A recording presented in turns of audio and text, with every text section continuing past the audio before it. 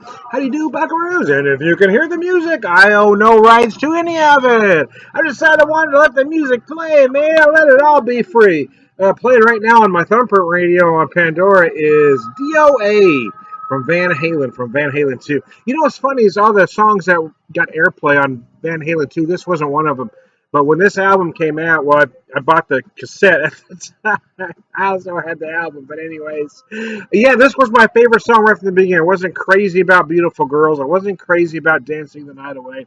Those songs were too commercial for me at the time with what I was into. But this song rocked, man. I was surprised it didn't get more airplay.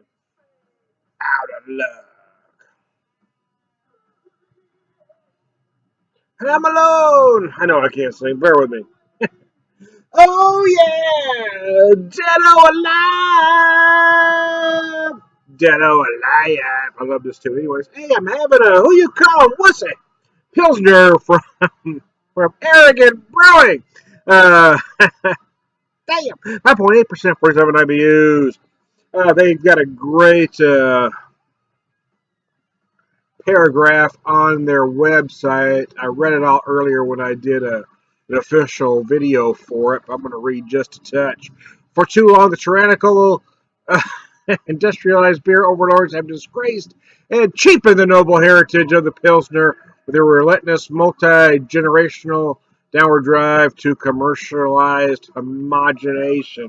They are absolutely right. What they're talking about is people trying to convince you that fizzy yellow crap is quality beer.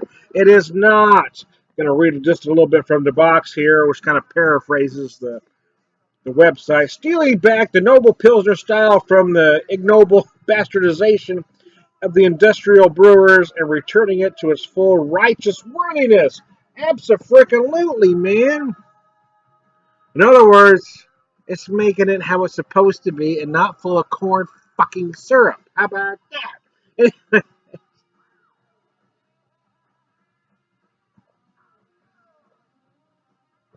Uh, in there any video, I used a big mug that will hold the whole pint. That's why I thought I used an actual Pilsner glass. Kind of a mini Pilsner. I'm going to do, wussy shots. As it were, man.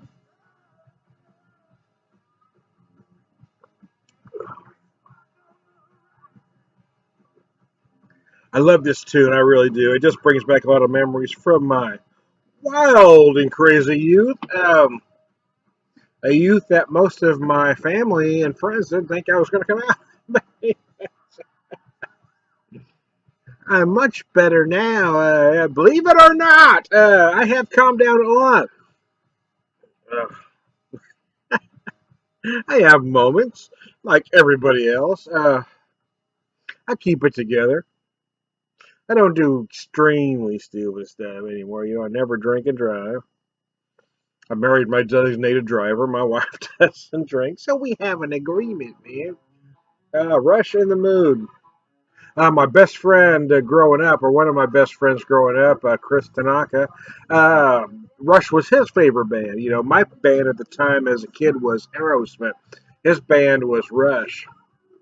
Saw Rush a couple times together. I think he saw him a couple times without me. But our first big show was Rush on the movie pictures tour with another childhood friend, John Brown, and his brother Greg was older, so he kind of chaperoned us. That's a whole other story. But anyways, Greg was a pretty good guy though. John, Chris, and I were an interesting trio though. Chris and I are roughly the same size. Chris might be an inch or two taller than me, but just maybe. Depends on how much he wants to lie about it. But John was like 6'5" or 6'6". So you got two guys about 5'6", 5'8". I'm 5'6". I'm actually 5'7", actually, but I usually just say 5'6". I don't. Anyway, for a long time I was 5'6", so I just said. Anyway, so but John would be in the middle, so we got look like like goes like this. And John was such a tall guy that Chris and I would almost have to break into a sprint to keep up with John's just walk. Be like walking with Usain Bolt. That's how he looked, man. I like how folks like to get righteous as they get older, right? Sometimes they forget that, hey, I grew up with you. I see some of the things you do. Don't get all pious on me, man. I was there, man. Now, that's the other side of that. I mean, people change. You don't have to be that kid anymore. You don't have to be that person that did those things. But don't don't go all hypocrite on me either, talking bad about stuff when I know what you did. Yeah, I know I was there, man. Don't make me say it out loud. Anyways, something about drinking these arrogant products. So I had the same issue when I had the arrogant bastard pint cans. It brings out the arrogance in me. I just want to tell all my secrets and tell everybody else's. Get all arrogant on everybody. Oh, mercy.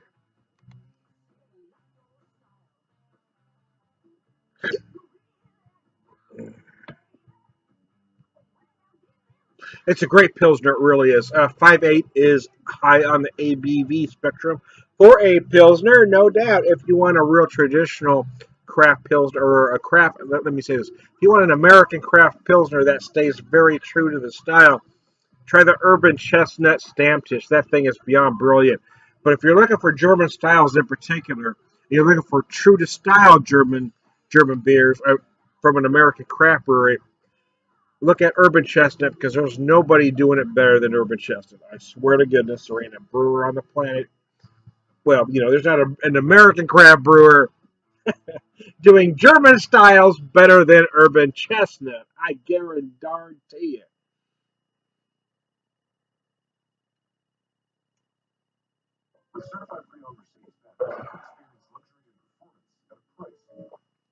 Don't know how much of the sound bleeds through, but I'll pause it while I go on commercial there. I don't have the special thing where I don't get the commercials. I ain't paying for this shit. I'm cheap. I'm poor and I'm cheap, man. Anyways, hold on. Oh, excuse me. Hope I didn't get any on you. Oh, damn. Ooh, so I wish we had smell-o-vision, not for that burp, because that would be awful. But in my house, man, in my house, I just roasted a whole bunch of peppers. My wife, actually, my daughter actually found a whole bunch of peppers at an auction the other day. It was mostly jalapenos, but there were some bells, some cherry peppers, some others as well. So I took a whole bunch of them just a few minutes ago and roasted those babies. So yeah, I mean, I got that. So now my house smells like peppers, man. Oh man, I gotta tell you that smell gives me a woody like nobody's business. I mean, if you don't like the smell of peppers, there's something wrong with that roasted pepper smell. Oh my gosh, the only thing that makes me harder is smelling the chopped cilantro. That you wash the cilantro, start chopping it. Oh my gosh, that smell gives me a woody like nobody's business. I guarantee you. Oh, let me turn the music back on. Flamethrower, Jay Giles band. So, um, if you're one of the 4 or 5 people that watch my videos on a regular basis, and I don't expect you are. And Flamethrower, Jay Giles Band. I kind of knocked the Jay Giles Band era after Love Stinks album. Uh, but the Freeze Frame album had its moments. I wasn't crazy about the commercial tune Centerfold. I gotta be honest with you. But Flamethrower was a good tune. It combined a lot of soul. It just was such a departure. They were going through some inner struggles at the time. Half the band wanted to go more new wave. Parts of the band, Peter Wolf in particular, was going more kind of funk and soul. But I think what irritated me, I guess, is they lost that hard blues element that they started out being. And that's what made them a great band. If you go back and listen to tunes like House Party and Detroit Breakdown, well, that's what they were at their core, in my opinion. And Flame, or you know, Freeze Frame album kind of took them in two separate directions, either funk and soul or new wave. And I wasn't crazy about either direction. So, but I have to admit, even though Flamethrower is really more of a funk soul too, I enjoy the song. I just wasn't crazy about the centerfold thing. It was just too poppy for me, and that's not what that band was, in my opinion.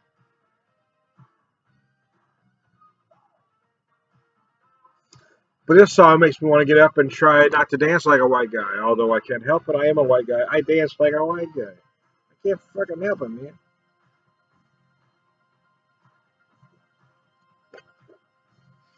I've told this story before, but if you haven't heard it, I'll tell it again. several, about 15 years ago, actually. Well, yeah, about 15 years ago. Some bitch, it wasn't that long ago.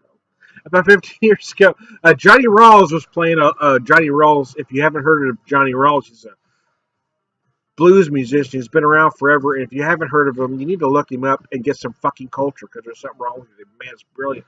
Anyway, he was playing at. See, I cuss more when I drink this arrogant stuff, man. He was playing at a local blues club. Nathan P. Murphy's. You've heard me talk about that before if you've seen me. Um, and he does. It was the first show, the first time I'd ever seen him, so he didn't know me from anybody. But at one point during the second set, he comes down and singing a song, and he brings the mic to everybody, and he brought it to me, and I did my thing, and then he went up and finished the set. But after the set, he came down and he gave me a great big hug, and he said, "Son, you don't have any rhythm, but you sure enough got soul." And I thought, man, and I've told that story 100 times because it's the biggest compliment anybody has ever given me. I know I don't have any rhythm, but for somebody like that, for somebody of that stature, somebody of that caliber, and tell me I have soul, right on, brother. I love that guy. And so a year later, he was back in town, and he plays so many dates, so I didn't expect him to remember me. But we got there a little bit early before his set, and he was sitting there, and he had his beer and his whiskey on ice, and I walked in, and he said, "Oh, you! I was hoping you'd come in to give you a hug," and we talked a little bit before the show. The man is absolutely brilliant. The sad truth is I haven't seen him since then. He hadn't been back to town. I would love to find him again anytime I can see that guy. I doubt if he'd remember me now after 15 years. But, wow, if you ever get a chance to see Johnny Rawls or pick up any of his music, the man is brilliant. I got to tell you, the man is absolutely brilliant. It's kind of a soulful, it's kind of, that Mississippi blues kind of thing going on. It's not Delta blues, it's not Chicago blues. It's kind of somewhere in between there. It's kind of it's not just blues though. Johnny Roll stuff kind of has elements of soul as well. Oh, get off my cloud, a classic. So if you ever handled peppers and washed your hands, but maybe you didn't wash them good enough, and then you go pee and wow, you get a worming sensation you didn't count on.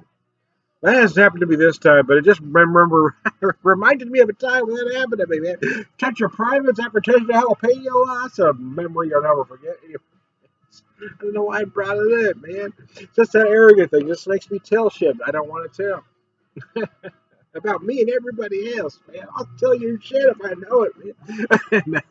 I'm just kidding. I'm not spilling anybody's beans. I'm just reminding you that I know stuff. So next time you decide to get pious, remember I know stuff.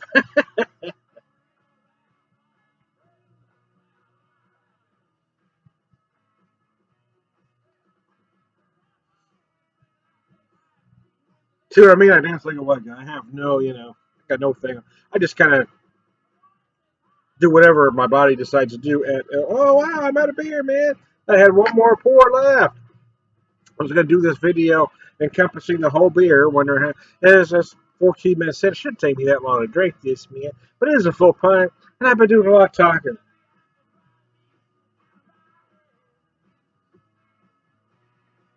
I said, hey, you get off of my cloud. Anyways, hey, I'm trying to be a whisperer. I appreciate everybody that pays attention to me, that listens to me. Yeah, you know what? I mean, I don't monetize my accounts. I'm not trying to make any money at this. And I don't do a beer review. I talk a little bit about the beer, but what I do is kind of a pub conversation. So, and I know sometimes I go over the top. Sometimes it's intentional. Sometimes it happens organically. Yeah, but that's the thing, though. If we were in a pub together talking, that's the kind of thing that would happen. That's why I do what I do. Uh, yeah, to steal from Joe Walsh, I'm lucky I'm insane. After all I've been through, life's been good to me so far. Well, yeah, I don't know. I just, you just what you have to do is deal with. Everybody has to deal with their own stuff. I've had some things happen to me that have been horrible. My wife and I lost our son to cancer 3 years ago. It's hard to come back from that. So to say life's been good, but you have to look at the good things, right? I miss my son terribly, but I have a wonderful daughter. I have two grandkids. So I think so many people choose to be bitter. They choose to focus on the negative. Well, life isn't good because this happened to me. Well, life is good because something else good happened to you. So, hey, I'm thankful that I have my wife still, that she's put up with me for almost 22 years now. I'm thankful that I have such a wonderful daughter and two amazing grandkids. Thankful that I have a decent job that allows me to buy fine beer. Oh, and I'm thankful for the smell of jalapenos and cilantro because it gives me a hard on. I'm Don the Beer Whisperer. We'll talk to you later.